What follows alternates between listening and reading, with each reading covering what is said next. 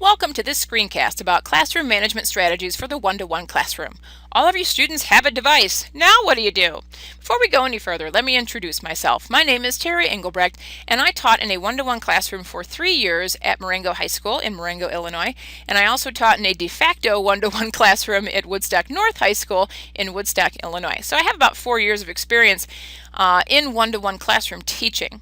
And one of the things that when I first started teaching in one-to-one really hit home was that classroom management was very important. Now, it's important anyway, but it's really important once you start adding devices into the mix. So what I want to share with you today is some crucial classroom management strategies and ideas if you have a one-to-one classroom. Now, before we get started, I want to share my one-to-one management philosophy. I don't believe in locking kids out of things to save them from themselves. I just don't. You have to set up the right learning environment for kids, and I just don't think that blocking them from certain valuable resources for learning, such as YouTube, is going to do them any good. So don't lock kids down to save them from themselves. I think it's part of our job to teach them how, when, and why to use certain tools, such as the chat in Gmail or the chat in a Google Doc. Certain social media like Twitter, I think, is powerful for kids. It's learning and teaches them how to be on social media. And like I mentioned before, YouTube. Now, a lot of teachers, when they get into one-to-one, they start thinking about their kids with some sort of device like an iPad or a netbook or a Chromebook. They go, well, the kids are going to get on there and they're going to be distracted. Well, you know, this is my answer to that. Remember low-tech texting? Student engagement's always been a problem. I mean, kids have always been distracted. They will find a way. If they are not engaged in the classroom, they're going to find a way to be distracted. My thing is, if you are giving students powerful, engaging, and challenging tasks, they're not going to be on the chat. They're not going to be trying to go to Facebook. They're not going to be trying to look stuff up on YouTube that they're not supposed to. Disconnecting and powering down is not the answer. It's giving them better tasks so they're not distracted. So let me give you a picture of what my typical classroom period looked like when I was a one-to-one teacher. I had an opener, just like I did before I had one-to-one, only this time I did the opener as a blogger page, and they'd come in and they'd comment, and then I would review that question, and as the kids were answering, I could actually see their responses, so it was a quick formative assessment for me, because usually my question was about what we had learned the day before or what we were going to learn that day. Then they went to student activities that I put on a website, so they were always accessible. They wouldn't lose any papers because it was all electronic. The students usually would work independently, but sometimes they would work together. Sometimes it was self-paced. And during those student activities, I walked around a lot and really got to know my kids as learners. Yes, it was management, it was proximity, but I'd start talking to them, asking them questions, and it was awesome. And then at the end of the class, I'd usually give some sort of formative assessment. A progress check is what I called it. If I was doing the math stuff in my physical science class, I would do whiteboards. I would use assessment tools such as Juno, the quiz feature in Edmodo, Google Classroom. So really, I had an opener, I had a closer, and I had engaging student activities in the middle. So classroom management during that time is crucial, just like it is in a traditional classroom. Like I said before, one-to-one gives you some different challenges, but the point is the same. No matter whether you're not using technology, you keep students engaged, focused, and learning. Now, if you see off to the right there, sometimes it can be a little challenging for teachers, but you can do it. It's well worth the effort. So here are some basic one-to-one management strategies. The first thing I had to learn was room arrangement. Room arrangement is crucial. And if you look over here, this was my room at Woodstock North. The desks were arranged in rows because the desks couldn't really be arranged any other way because of their design, which is another issue entirely. But what I did is this desk up front, I never actually sat at. I was always at a desk in the back so I could see all of their screens. These two pictures are of my classroom in Marengo. And you notice I had the desks arranged in groups, which I like the best. But you see their netbooks on their desks, and I had lots of room to walk around in between these little pods and actually check on kids and be able to see at their screens at all times. Then if they were back in my lab, again, I can move around and walk around. Are you going to be able to watch every kid's screen every moment of the class period? No.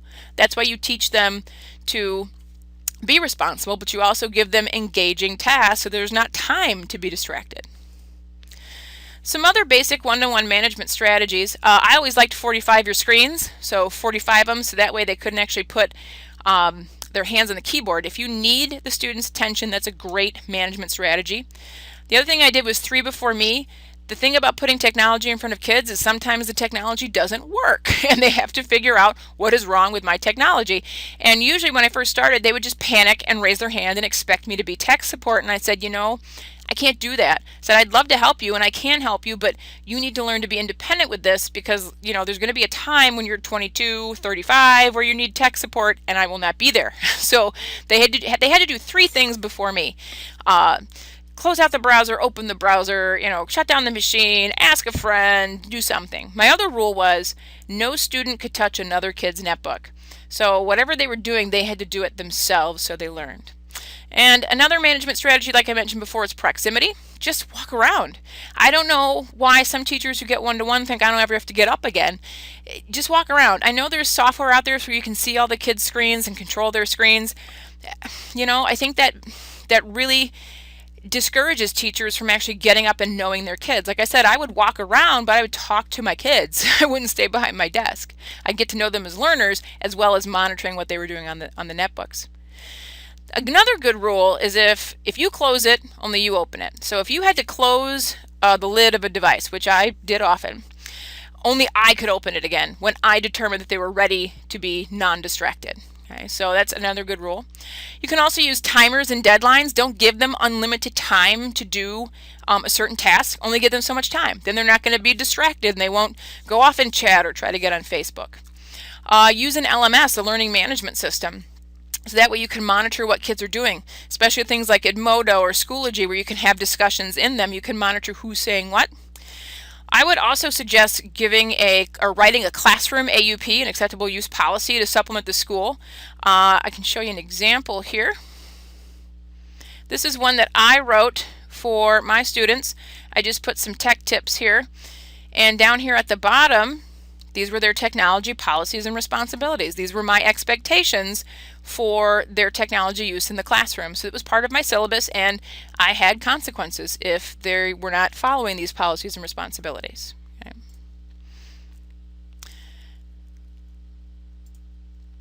Here's my caution. When you're talking one-to-one management strategies, the first instinct I feel sometimes is teachers want to take away the device as a punishment. They're like, well, you can't use it responsibly, we're going to take it away. This backfires.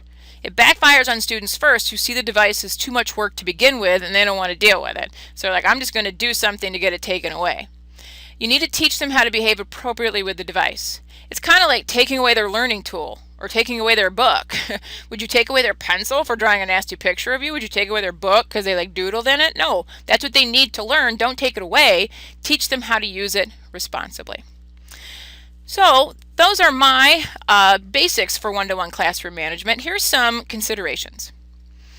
If you're dropping technology in a classroom, it's not going to fix any current student management issues. If a teacher cannot manage a class before the tech, it's not going to get any better after the tech. It's not a magic fix. Boring lessons are still boring with technology. If you're having them fill out a worksheet on a computer, it's just as boring as filling out a worksheet on paper. You have to make sure that it's engaging. Plan for the learning. More technology doesn't mean it's going to be better learning. So if you have them go to more websites, it doesn't mean they're learning any better. It really depends on what you have them do with the technology. Are they filling out a worksheet or are they going and creating a video to show you their understanding of a concept? Establish clear behavioral expectations and consequences. Just like I said with that classroom AUP. Say if you do this on the machine, this is going to be the consequence. When I first started with one-to-one, I didn't have that. And so some students were doing inappropriate things with the technology and I didn't have any clear defined consequences. Also, compliance doesn't equal learning. And that holds true whether it's one-to-one or not. Just because kids are quiet doesn't mean learning's going on.